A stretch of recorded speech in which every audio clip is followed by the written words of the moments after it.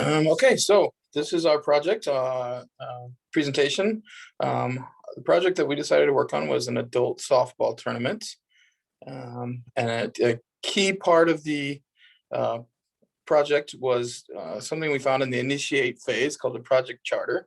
The project charter is kind of the backbone of our project. It's a really good internal document that describes the scope of the participants, goals of the project.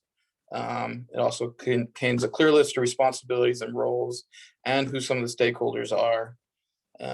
Throughout the project, it's important to refer to the project charter because it kind of keeps you grounded, make sure that you know that you're on task, make sure that you're able to identify, your time frame, project durations, both durations for the full project and individual milestones.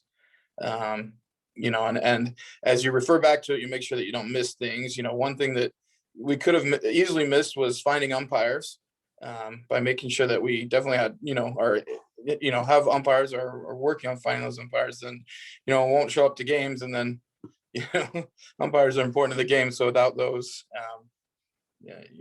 we wouldn't be able to have the games. And so by having that, even if it didn't seem significant at the time, to list that on the project charter, that way it helps us make sure that we have everything. And another key part of the initiate phase is a stakeholder analysis. Stakeholder analysis is a very useful tool because it makes sure that you're aware of and keep in mind throughout the project who it affects and how it's affecting them. And a stakeholder is pretty much anybody that's affected by the project. It can be a person, a group of people, a business, even just some of the teams in the tournament are considered stakeholders. And as we were reviewing the stakeholder analysis, we were able to identify who the most important stakeholders are, how important it is, to kind of keep them happy. Logan City is our biggest, stakeholder, because without them, we may not be able to have the tournament at all.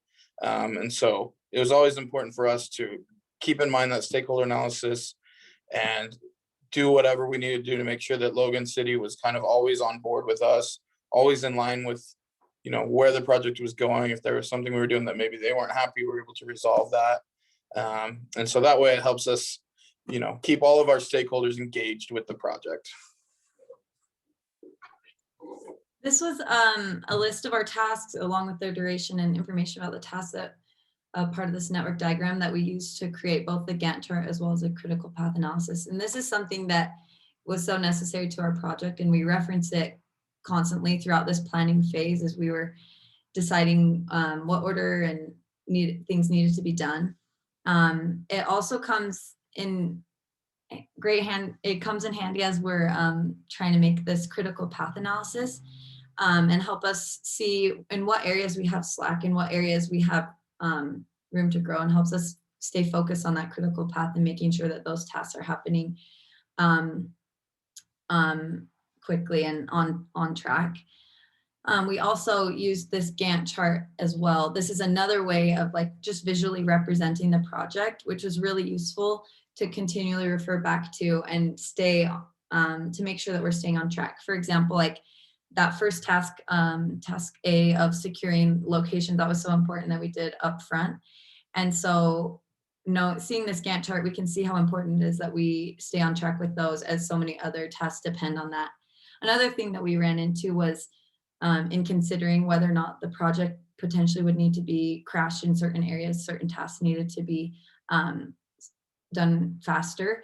Something that made us think about this was whether, of course, when you're doing an outdoor softball tournament, you run into the risk of bad weather on a certain weekend. So in our planning phases, we made sure we were prepared if potentially we needed to move the tournament to the week after or even the week before. And using this Gantt chart, we could see that we did have a little bit slack in certain areas. So if we needed to crash a project, for example, if we could, we looked at crashing project or task E of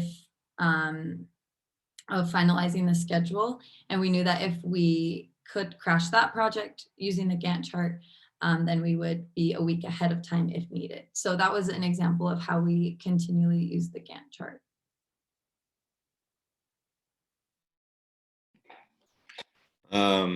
Another helpful thing that we were able to use in the preparation for this was the RACI.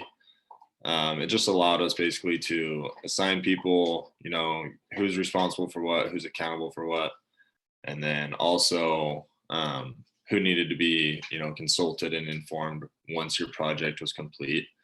It kind of just made sure that we all stayed in the loop of things, and it was nice to be able to look back at just to make sure we were, sort of staying on schedule, as well as who was responsible for what, and make sure we got all those things done. So, and then the next thing that was helpful was the project communication plan.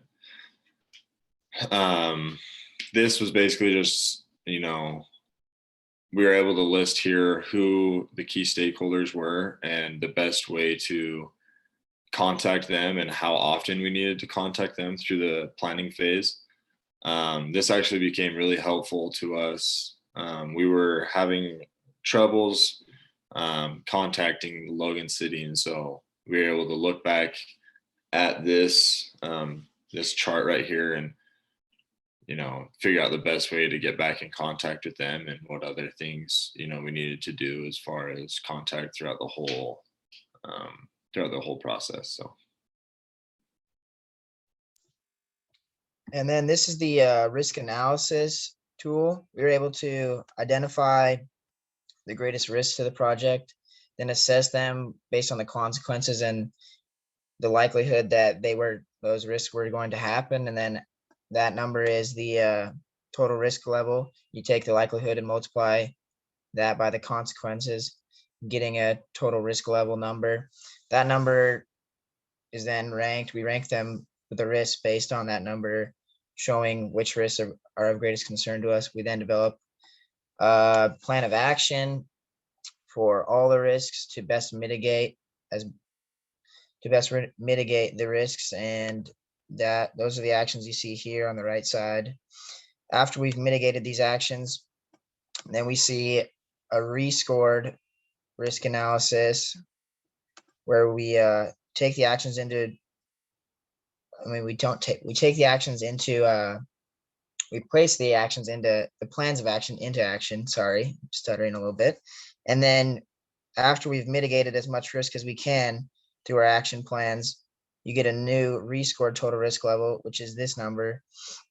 And after ranking these are the most important rescored ranks are the risks and tasks that we need to monitor and control going forward with the tournament. And then just to the right, we have the responsible parties and the due dates as far as when these certain risks need to be done.